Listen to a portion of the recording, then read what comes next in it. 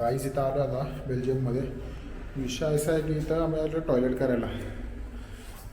तुम्हाला काय सांगू, इथं बघा परिस्थिती. टॉयलेटला 50 युरो म्हणजे अर्धा युरो, म्हणजे पकडा आपल्या इथे झाले 50 रुपये ऑलमोस्ट. हे परिस्थिती बिकट आहे बाहेरला.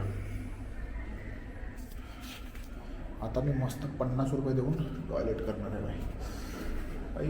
काय सांगू तुला, फुल मजा जेवण करावं लागेल, फुल लास्टपर्यंत. काही नाही. हो भाई लो, काय मजा आ गया भाई. 2 पाऊंड दिले म्हणजे ऑलमोस्ट तिघांचे आम्ही दिले 200. किती राजू?